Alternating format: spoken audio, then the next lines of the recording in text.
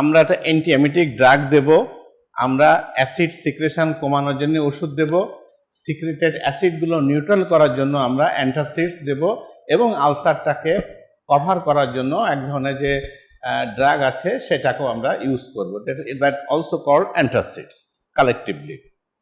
তাহলে এইটা যখন আমরা দেব, সাথে সাথে পেশেন্টকে কিন্তু অ্যাডভাইস তোমাকে কিছু দিতে হবে। ও যদি সেই আগের ফুড হ্যাবিটটা কন্টিনিউ করতে থাকে, সেই ওষুধ নিয়েই যদি বিকালে দৌড়ায় ফাস্টফুডের দোকানে, সে যদি বিকালে দৌড়ায় গরম কফি খেতেই হবে আমাকে, তাহলে তো তোমার কাজ হলো না। তাহলে তার লাইফ মডিফিকেশনের অ্যাডভাইসটাও তাকে দিতে হবে যে এই কষ্টগুলো না সারা পর্যন্ত you should have to control your food habits. Initially, food and fluids are withheld until nausea and vomiting is subsided. এখন তুমি যখন পেশেন্ট তোমার কাছে আসলে দেখবে যে ফ্রিকোয়েন্টলি সে বমি করছে, তাহলে ওই অবস্থায় তাকে তুমি ফুড কখনোই দিতে পারবে না, তো ফুড আরো অ্যাগ্রাভেট করবে ভমিটিংটাকে। তো ঠিক আছে, for the time being symptomatically relief হওয়া পর্যন্ত তাকে তুমি ফুডটাকে স্টপ করো। আচ্ছা, যখন তুমি তাকে ফুড স্টপ করছো তখন তাকে একটা আইভি ফ্লুইড অ্যাড করে দাও, যাতে করে তার নিউট্রিশনটা মেনটেন হয়।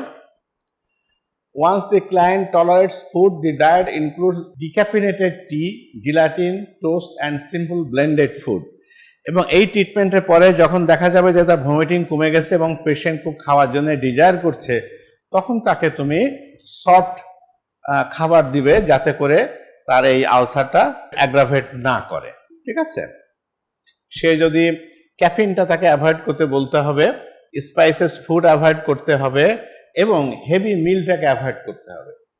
ও যদি 1 কেজি চালের ভাত খেয়ে ফেলে, আধা কেজি মাংস খেয়ে ফেলে, তাহলে তার হলো না।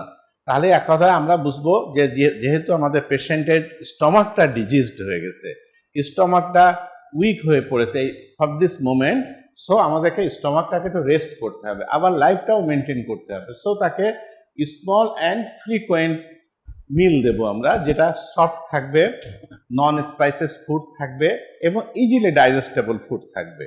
ওকে, নাও আমরা অ্যাকিউট গ্যাস্ট্রাইটিস পড়লাম, এখন হচ্ছে chronic gastritis. Acute gastritis suddenly develop করেছে, সিভিয়ার সিমটম নিয়ে এসেছে, আমরাও ইমিডিয়েট মেজারমেন্ট নিলাম, ম্যানেজমেন্ট দিলাম, পেশেন্ট ইমপ্রুভ করে গেল। Now regarding the chronic gastritis, chronic gastritis occurs in 3 different forms. As the name indicated, obviously it is a chronic disease এবং এটা 3টা different form এ আমাদের কাছে আসে। Superficial gastritis, atrophic gastritis and hypertrophic gastritis, 3টা term. Superficial gastritis which causes a reddened edematous mucosa with small erosion and hemorrhage.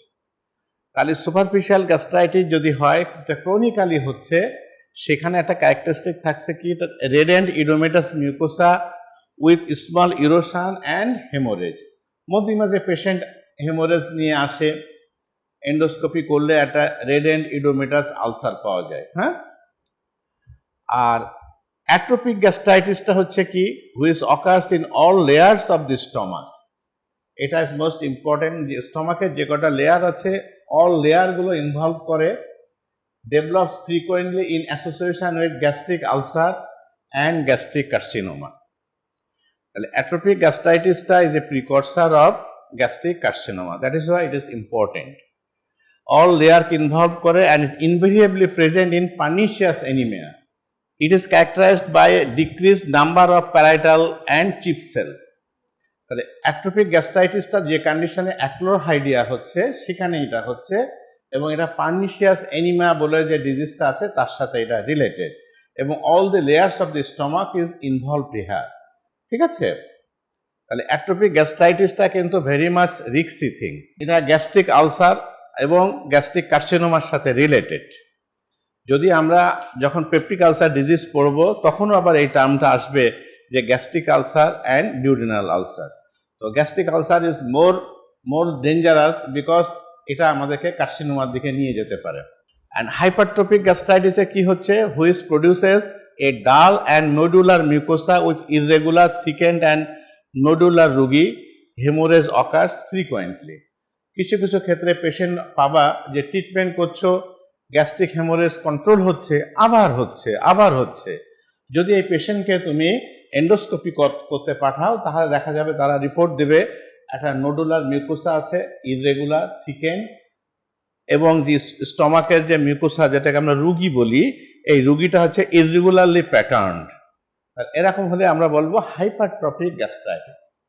তাহলে হলো কি সুপারফিশিয়াল গ্যাস্ট্রাইটিস, যেটা সুপারফিশিয়াল লেয়ারকে ইনভলভ করে, অ্যাট্রোপিক গ্যাস্ট্রাইটিস যেটা all layer of the stomach involve করে, আর এটা হচ্ছে হাইপারট্রফিক গ্যাস্ট্রাইটিস যেখানে মিউকোসাটা অ্যাবনর্মালি চেঞ্জ হয়ে যায়, ইররেগুলার, থিকেন অর নোডুলার রুগী হয়ে যায়। হ্যাঁ, ঠিক আছে।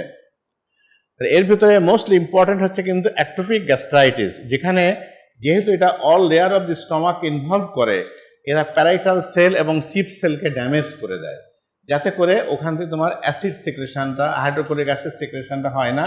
সেই স্টেজকে আমরা বলি অ্যাক্লোরোহাইডিয়া। ঠিক আছে, অ্যাক্লোরোহাইডিয়া করে। প্যাথোফিজিওলজিতে কি আসছে? Stomach lining first become thickened and erythematous and then become thin and atrophic. Continued deterioration and atrophy, loss of function of the parietal cells, acid secretion decreases, inability to absorb vitamin B12. এখানে দেখো একটা কত important জিনিস, আমরা পড়ছি gastritis, but এর সাথে চলে এসেছে ভিটামিন B12। যদি তোমার প্যারাইটাল সেলের অ্যাক্টিভিটি না থাকে, তাহলে স্টমাকের মিউকোসা থেকে কিন্তু ভিটামিন B12 অ্যাবজর্ব হয় না। Inability to absorb vitamin B12 and development of pernicious anaemia. তাহলে এই যে ক্রনিক গ্যাস্ট্রাইটিসের মেন ফিচারটা হলো যে patient ultimately suffers from pernicious anaemia, that is the deficiency of vitamin B12। কেন ভিটামিন B12 এর ডেফিসিয়েন্সি হয়? সেটা হচ্ছে যে loss of function of the parietal cells, acid secretion কমে যায়, that is that achlorhydric state যদি এক্সিস্ট করতে থাকে, তাহলে কিন্তু এখানে ভিটামিন B12 অ্যাবজর্পশনটা তোমার হবে না, অ্যান্ড আলটিমেটলি পেশেন্টের develop anaemia known as pernicious anaemia. Importancy কি এর pernicious anaemia? Letter on it develops gastric carcinoma. ঠিক আছে, গ্যাস্ট্রিক কার্সিনোমা হতে যাওয়ার আগে তোমার পার্নিশিয়াস অ্যানিমিয়া স্টেজ তোমাকে থাকবেই। Now, what should be the presentation of such type of patients?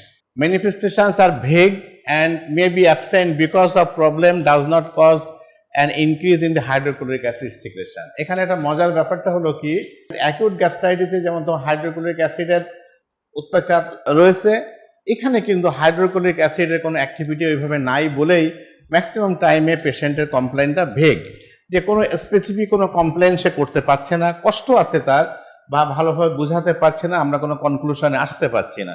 That is why patient যে কমপ্লেন দেয় আমরা তাকে ভেগ কমপ্লেন বলি। বাট অ্যাসেসমেন্ট মে রিভেল অ্যানোরক্সিয়া তার থাকবে, ফিলিং অফ ফুলনেস, রোগী বলবে যে আমি কিছুই খাইনি কিন্তু always I feel fullness in my stomach, মনে হচ্ছে যেন আমার পেটটা ভরা ভরা আছে। ঠিক আছে, তারপরে ডিসপেপসিয়া হবে, ব্লেসিং হবে, আর কি হতে পারে? ভেগ এপিগ্যাস্ট্রিক পেইন, উপরে পেটে কিছু ব্যথার কথা বলবে, নসিয়া, ভমিটিং থাকতে পারে, and intolerance of spices and fatty foods. এইটা একটা ইম্পর্টেন্ট ফাইন্ডিং থাকবে। রোগী বলবে যে আমি ফ্যাটি ফুড এবং স্পাইসেস ফুড খেতেই পারি না, খেলে আমার খুব ডিসকমফোর্ট হয়, সারাক্ষণ আমি I feel fullness in my stomach থাকে, ব্লেন্সিং থাকে, নসিয়া, ভমিটিং থাকে, এক কথায় তার একটা অ্যাবডোমিনাল ডিসকমফোর্ট নিয়ে সে লাইফ লিড করছে, and unable to accept the spices food and fatty foods. Now, এই ক্রনিক গ্যাস্ট্রাইটিসের একটা কমপ্লিকেশন হতে পারে, সেটা কি হলো, যেহেতু আমরা আগে জেনেছি যে স্টমাকের এখানে আলসার থাকে, একটা জিআই ব্লিডিং, স্টমাক থেকে ব্লিডিং হতে পারে, পার্নিশিয়াস অ্যানিমিয়া থাকে তাই কার্সিনোমা হতে পারে, and that is gastric cancer হতে পারে। তাহলে ক্রনিক গ্যাস্ট্রাইটিসটা কত খারাপ।